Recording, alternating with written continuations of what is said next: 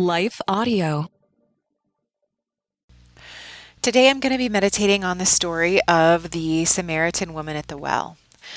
So I'll read the story and then I'm going to do my introduction and then my fictionalized retelling of it. So this is in John 4, starting in verse 1. Therefore, when the Lord knew that the Pharisees had heard that Jesus made and baptized more disciples than John, though Jesus himself did not baptize but his disciples, he left Judea and departed again to Galilee. But he needed to go through Samaria. So he came to a city of Samaria, which is called Sychar, near the plot of ground that Jacob gave to his son Joseph. Now Jacob's well was there. Jesus, therefore, being wearied from his journey, sat thus by the well. It was about the 6th hour. A woman of Samaria came to draw water. Jesus said to her, "Give me a drink," for his disciples had gone away into the city to buy food. Then the woman of Samaria said to him, "How is it that you, being a Jew, ask a drink from me, a Samaritan woman? For the Jews have no dealings with Samaritans." Jesus answered and said to her, "If you knew the gift of God and who it is who says to you, 'Give me a drink,' you would have asked him, and he would have given you living water." The woman said to him, "Sir, you have nothing to draw with, and the well is deep. Where then do you get that living water? Are you greater than our father Jacob, who gave us the well and drank from it himself, as well as his sons and his livestock?" Jesus answered and said to her, "Whoever drinks of this water will thirst again, but whoever drinks of the water that I shall give him will never thirst. But the water that I shall give him will become in him a fountain of water springing up into everlasting life." The woman said to him, "Sir, give me this water, that I may not thirst, nor come here to draw." Jesus said to her, "Go, call your husband, and come here." The woman answered and said, "I have no husband." Jesus said to her, "You have well said, 'I have no husband,' for you have had 5 husbands, and the one whom you have now is not your husband. In that you spoke truly." The woman said to him, "Sir, I perceive that you are a prophet. Our fathers worshipped on this mountain, and you Jews say that in Jerusalem is the place where one ought to worship." Jesus said to her, "Woman, believe me, the hour is coming when you will neither on this mountain nor in Jerusalem worship the Father. You worship what you do not know. We worship what we worship, for salvation is of the we know what we worship, for the salvation is of the Jews. But the hour is coming, and now is, when the true worshippers will worship the Father in spirit and truth, for the Father is seeking such to worship him. God is spirit, and those who worship him must worship in spirit and truth." The woman said to him, "I know that the Messiah is coming, who is called Christ. When he comes, he will tell us all things." Jesus said to her, "I who speak to you am he." And at this point his disciples came, and they marveled that he was talking with a woman, yet no one said, "What do you seek?" or "Why are you talking with her?" The woman then left the water pot and went her way into the city, and said to the men, "Come, see a man who told me all the things that I ever did. Could this be the Christ?" Then they went out of the city and came to him. In the meantime his disciples urged him, saying, "Rabbi, eat." But he said to them, "I have food to eat of which you do not know." Therefore the disciples said to one another, "Has anyone brought him anything to eat?" Jesus said to them, "My food has to do with the will of him who sent me, and to finish his work. Do you not say, 'There are still 4 months, and then comes the harvest'? Behold, I say to you, lift up your eyes and look at the fields, for they are already white for harvest. And he who reaps receives wages and gathers fruit for eternal life, that both he who sows and he who reaps may rejoice together. For in this the saying is true, one sows and another reaps. I sent you to reap that for which you have not labored. Others have labored, and you have entered into their labors." And many of the Samaritans of that city believed in him because of the word of the woman who testified, "He told me all that I ever did." So when the Samaritans had come to him, they urged him to stay with them, and he stayed there 2 days. And many more believed because of his own word. Then they said to the woman, "Now we believe, not because of what you said, for we ourselves have heard him, and we know that this is indeed the Christ, the Savior of the world." Okay, so I didn't include this story in my Daughters of Zion Biblical Retellings, the book, only because the theme of that book was miracles experienced by women and not just biblical stories in which a woman was prominently featured. Otherwise, this would have been one of the big ones. The story only appears in the Gospel of John, though it makes sense why John specifically would have chosen to include it. The theme of his gospel is love. The Jews of Jesus' day scorned Samaritans, and from a religious standpoint, it would seem that there were good reasons for this.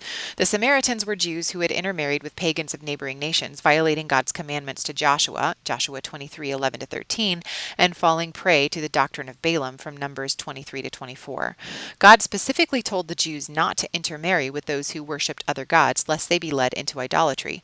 But when Assyria captured Samaria in 2 Kings 17:5-41, the Assyrian king sent foreigners into the land who worshipped other gods. The Jews there did intermarry with them and incorporated their pagan practices into their worship of Yahweh as well.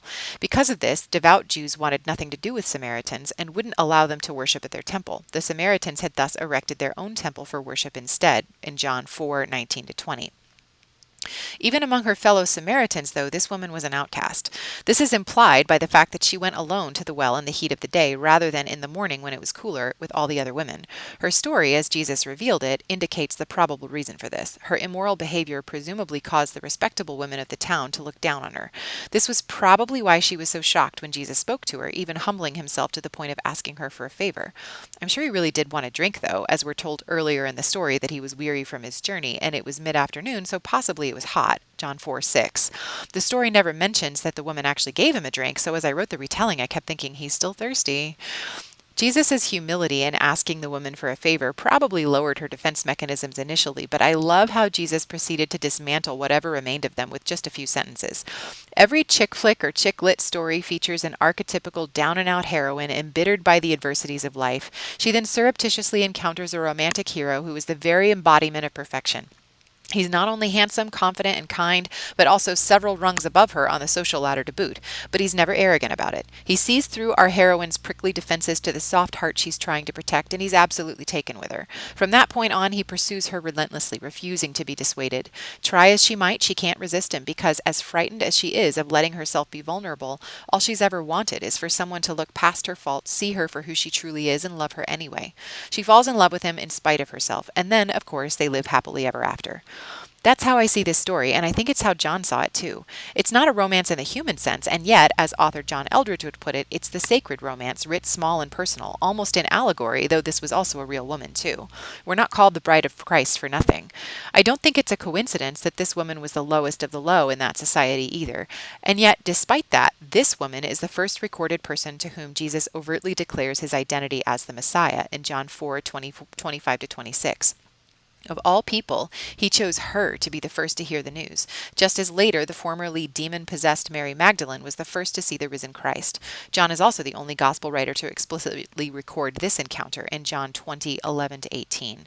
If Jesus qualified even these women, then there's hope for all of us. At Long John Silver's, feed your sea tooth with a fish and shrimp platter. 2 heavyweights of the high seas dipped in our signature batter and fried to golden perfection. Pair your platter with Wisconsin white cheddar cheese bites and ride a wave of melty goodness. Order ahead at longjohnsilvers.com.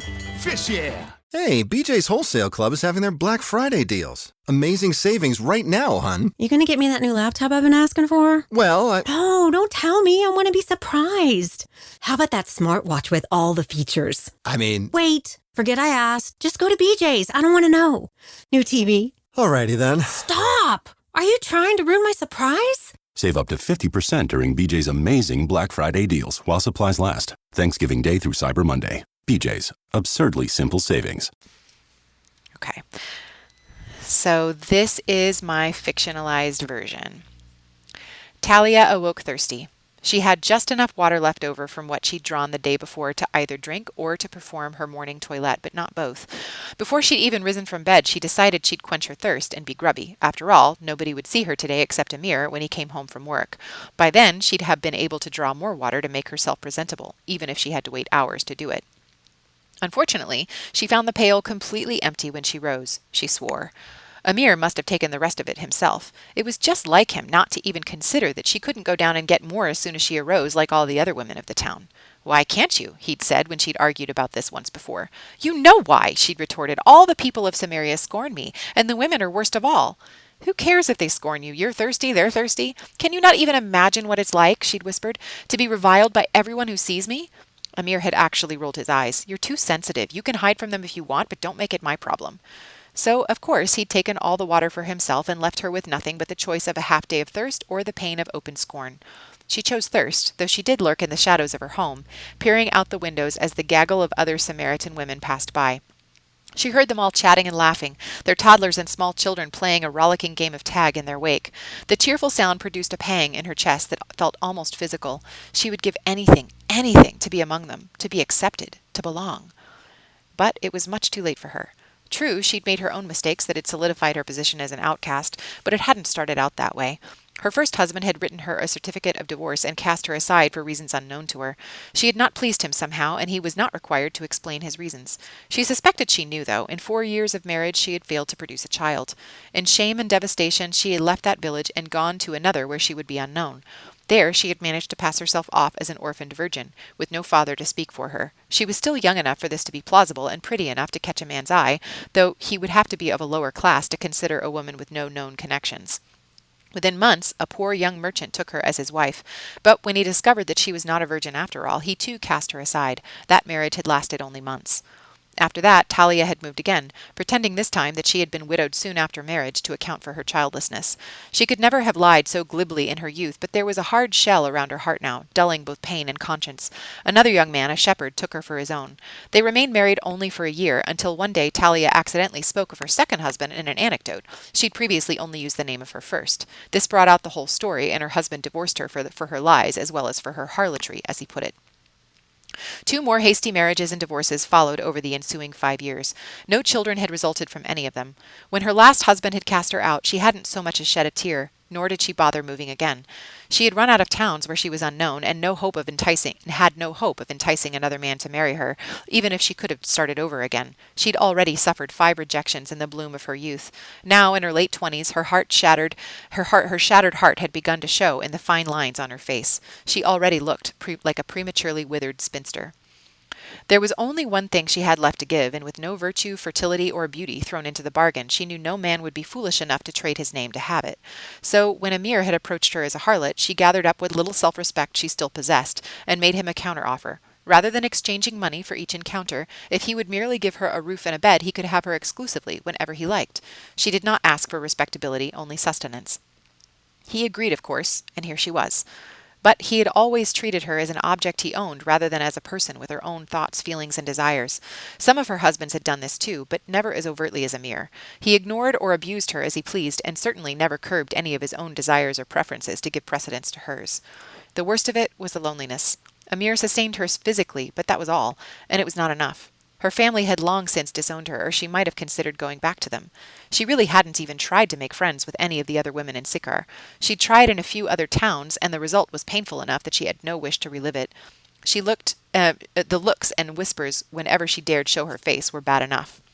So here she waited, parched, bitter, and alone, in the shadows of her home, listening to the laughter of the respectable women and the shouts of their playing children as they openly carried their sloshing buckets without a care in the world. Talia always ventured to the well herself at midday when the sun was highest in the sky and it was much too hot for comfort. Only then would she be sure to avoid the stares and sneers. It was particularly warm on this day, and the well was on a hill with no trees for shade. She felt beads of sweat collect and roll down the sides of her face as she climbed the hill to the well. She had already been thirsty all morning. Now her tongue seemed to stick to the roof of her mouth. Just as she crested the hill and the well came fully into view, though, Talia froze. She wasn't alone. A man sat on the little outer stone wall on the edge of the well under the shade of its awning. She saw at a glance that he was a Jewish rabbi, as he wore a prayer shawl, though it lacked the ostentation of the similar garment of the Pharisees and Sadducees. He seemed young, not much older than she was, and he was looking right at her, almost as if he had been waiting for her. She had a moment of indecision. Should she go away and return later when she could proceed with her task unobserved, or should she do what she came to do and just pretend not to see him? Her thirst made up her mind for her. The thought of going away without a drink made her throat constrict and tears spring to her eyes. She simply couldn't bear it. So she set her jaw and averted her eyes from the rabbi, expecting him to get up and leave when he saw that she was still intent upon her task. He wouldn't know of her lifestyle, but she was still a Samaritan and a woman, and that was certainly reason enough for him to shun her. Strangely, though, not only did the man not leave as she approached, but she still felt the uncanny sense that his eyes were upon her as she lowered her bucket down into the well and drew it back up again. It was unnerving, but she refused to look at him as she took her first long, refreshing drink. "Would you give me a drink, too?" She looked at the man sharply, rather in shock. He was speaking to her? Not only that, but he was asking to drink from the same bucket as she did? Without thinking, she blurted, "You, a Jew, are asking me, a Samaritan woman, for a drink?" Jews wanted nothing to do with the Samaritans. She didn't know all the background of the relationship between the two related races, but she knew it had something to do with the Jewish belief that Samaritans had perverted their religion. The young rabbi actually smiled at her. There was something penetrating in his gaze, and yet it didn't feel at all threatening or violating. Strangely, though he was near her own age, this man's tender expression reminded her of when she'd been a little girl, dancing before her father without a care in the world. Her father had looked at her like that then, even though he'd since disowned her. A lump sprang to her throat at the memory, as the rabbi said, "If you knew the generosity of God and who I am, you would be asking me for a drink, and I would give you fresh, living water." She was silent for a moment, trying to process the meaning of what he'd just said. She had a vague sense that this was a metaphor of some kind. "Sir, you don't even have a bucket to draw with, and this well is deep," she said slowly. "How are you going to get this living water? Are you a better man than our ancestor Jacob, who dug this well and drank from it, he and his sons and livestock, and passed it down to us?" The rabbi did not seem at all offended by the bluntness of her question, but his answer did nothing to clarify. "Everyone who drinks this water will get thirsty again and again. Anyone who drinks the water I give will never thirst, not ever. The water I give will be a gushing fountain of endless life." Was he speaking in riddles on purpose? All right, she'd play along. "Sir, give me this water so I won't ever get thirsty and won't even ever have to come back to this well again." Certainly that would be nice. Almost as if he read her mind, the rabbi tilted his head to the side as he regarded her. "Go call your husband and then come back." His words hit her like a blow. She dreaded the moment when she'd see judgment upon his face as he turned away from her. But best to get it over with. "I have no husband," she told him, lifting her chin just a bit as she said it, and meeting his gaze squarely. Let him read into that what he may. "That's a diplomatic way to put it. I have no husband. You've had 5 husbands, and the man you're living with now isn't even your husband. You spoke truly." Talia's mouth fell open a bit. "So you're a prophet," she exclaimed before she could think to deny it. Then she mentally kicked herself. But really, how else would he know all that? And if he did know it, why was he still sitting here talking to her and still gazing at her like that? There was no other word for it. She somehow knew that he wasn't propositioning her, but wasn't he even worried about his reputation to be seen speaking alone to a woman like her? Didn't he know how his frankness and his piercing gaze might be misconstrued by her as much as by anyone who happened to see it? Well, if he wouldn't distance himself, she would have to do it for him. When she found her tongue, she stammered, "Our ancestors worshipped God at this mountain, but you Jews insist that Jerusalem is the only place for worship, right?" She felt sure that he could still hear her heart pounding. Religion, at least, seemed a safer subject, though. Why didn't the man blink? He continued to stare, as if he could see clear through to her backbone. She felt sure he knew exactly what she was trying to do, but he answered her anyway. "Believe me, miss, the time is coming when you Samaritans will worship the Father neither here at this mountain nor there in Jerusalem. You worship guessing in the dark. We Jews worship in the clear light of day. God's way of salvation is made available through the Jews, but the time is coming. It has, in fact, come, when what you're called will not matter, and where you go to worship will not matter. It's who you are and the way you live that count before God. You must worship with your spirit and in truth. That's the kind of people the Father is looking for, those who are simply and honestly themselves before Him in their worship. God is a spirit, and those who worship Him must do it with their spirits and according to His truth." Something within Talia's chest burned as he spoke. It was longing, she knew, but she could not have said exactly what it was that she longed for. She wanted him, this enigmatic man who sat before her, but not in the way that a woman normally wants a man. It was nothing so ordinary and cheap as that. What she wanted was to wrap his words around her like a blanket, to bask in the glow of being counted worthy for a Jewish rabbi, one who even knew the worst that she had done, to nevertheless speak of such things to her, to invite her to worship God even as they worshipped. More than that, to worship from the deepest part of herself, to carry the temple inside of her wherever she went. He's the Messiah. The thought struck her as if from the outside, and with such astounding force that she was suddenly certain it was true. She simultaneously wanted to weep and to laugh. Somehow she restrained both impulses and probed her heart in her throat. "I do know that the Messiah is coming. When he arrives, he will tell us all things." The rabbi's eyes crinkled at the corners, shining with pleasure. His smile answered her before his words did. "I am he." Talia forgot to breathe. She had no idea how long she stood there gazing at him as he gazed upon her. The look itself was more intimate than an embrace. She had the sudden absurd thought that she, of all people, was the first to whom he had openly declared this. She wanted to do something extravagant, to fall at his feet in worship perhaps, or to pour her bucket of water upon his feet and cover them with kisses. But no, that would be wildly inappropriate, wouldn't it? She was still in the midst of this exalted and frantic internal deliberation when the moment was broken by the approach of voices. She startled and whirled around as if she'd been caught doing something shameful, the water in the bucket she still held sloshing down the front of her shabby dress. The rabbi laughed. "Those are just my disciples," he told her. The splash of water on her feet suddenly reminded her. "I never gave you a drink." She offered him the bucket at last. "I'd hoped you wouldn't forget," he said with a twinkle of mirth, before taking a long draught from it. Even as he drank, he still watched her, and his eyes still smiled. She felt as though he were drenching her in pure love as surely as if he had overturned the water bucket on her head. Talia felt herself grinning back at him like a giddy schoolgirl. Her chest felt so full it might burst. Suddenly she knew exactly how to respond. She had to tell everyone about him. All the people she'd avoided since she'd moved to Sychar, those who whispered about her behind her back and glared at her when she passed by them on the opposite side of the street. Suddenly, she did not fear them anymore. After all, what did their judgment matter? The Messiah himself loved her. So I hope that was helpful to you. Thank you for joining me, and I'll see you next week. Hello. Quinice Petway here, co-host of the Your Daily Bible Verse podcast. Are you someone who loves to take a deep dive into God's Word, one verse at a time, to explore His will for your life and desire to draw closer to Him? If that sounds like you, I'd love to invite you to head over to lifeaudio.com and search Your Daily Bible Verse to tune in and subscribe for daily inspiration, life application, and spiritual transformation through the in-depth exploration of God's Word.